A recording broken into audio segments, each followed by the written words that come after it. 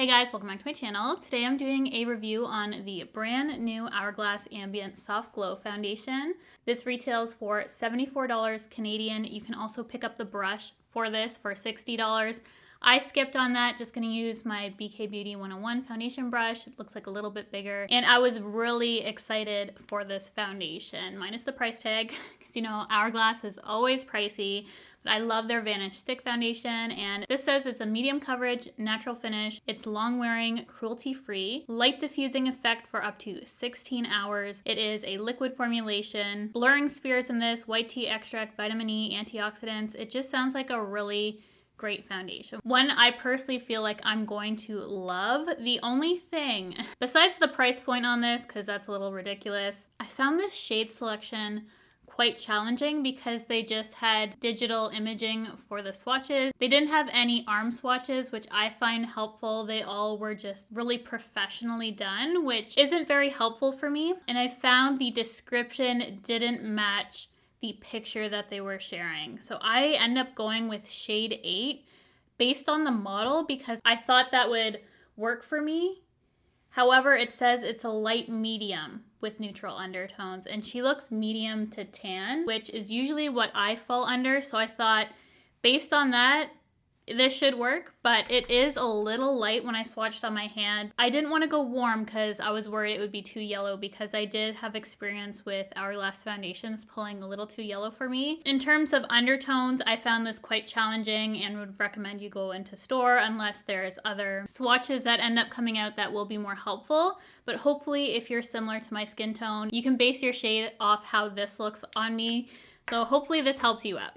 Have you zoomed in? I don't use any filters on my videos. You can see my texture, pores, discoloration, foundation reviews. Generally, you can really see how the coverage is and just how it looks like on not perfect skin, because my skin is not perfect by any means.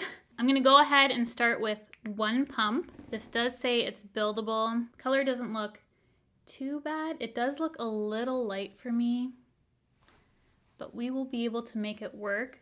The texture of this is phenomenal. It feels incredible. So that was the first thing that I personally noticed. No detectable fragrance either, which is nice. You know what? This is probably gonna actually work out pretty good. I don't know why. I swatched it yesterday when I came home from the cottage. I think I was just a little bit more tan and red. Pretty close to perfect right now, so. I think I did a good job at picking it out. I definitely have a little bit of color to me because, as I said, I was just at the cottage and I don't think I'm a light medium right now, but this should be perfect going into the cooler months for me. I think it's doing a pretty good job at self-adjusting.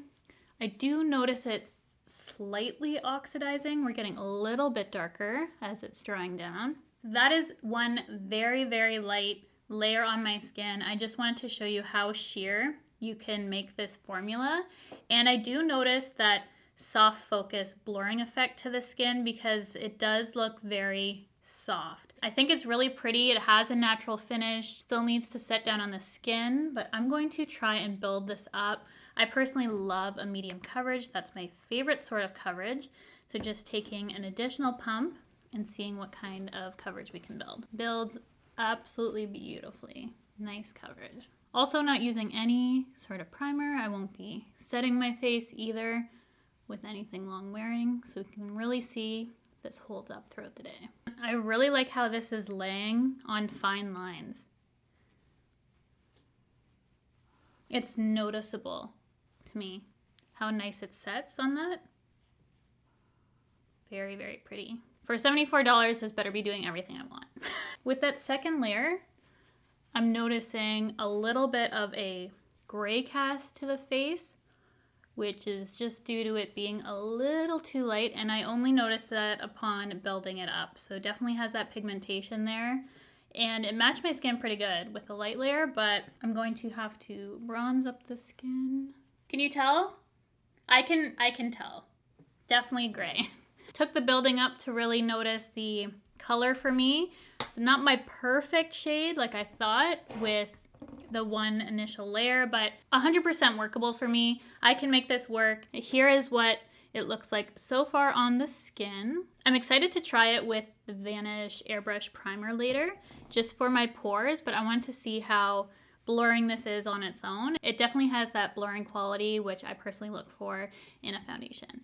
Love the finish too. Apart from the color, which I knew would probably be a little bit off just based on swatches, we're good so far, so I'm just gonna hop off camera, finish off the rest of my face, come back and show you the completed look. I'm back. This is the completed makeup. I will have everything linked down below in case you wanna know what else I used to complete the face.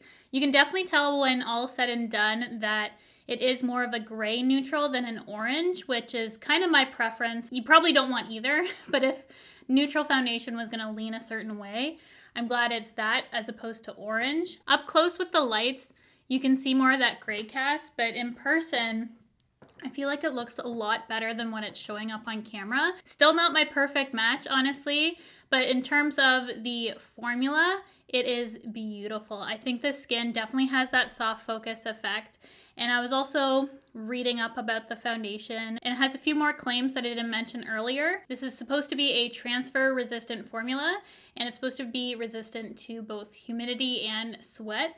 So we are going to put this to the test. We'll see how long I wear it. Sometimes during my videos I have a midday check-in. Sometimes I just check in at the end. Just depends on the foundation and how it wears. If I feel it's pointless to check in midday and there's nothing I'm seeing really that's a red flag, I won't be checking in until the end of the day. This is how the foundation's looking to begin with. It's living up to all the finish claims for me personally. It is lightweight. I don't feel it on my skin. Is it the most lightweight foundation I've ever used? No, I think there's other more weightless foundations out there, but it's definitely set, definitely feels light on the skin, and it has that soft blurring focus effect, which I personally really like. I'm loving the formula so far, but it really needs to hold up for me. That is a deal breaker if this is going to slip off my face. I do have normal to slightly dehydrated skin. Right now I'm pretty normal. That is all I'm going to say for now, and I will check back in if we see any differences or at the end of the day. I'm back. It's been about 10 hours since I applied my foundation.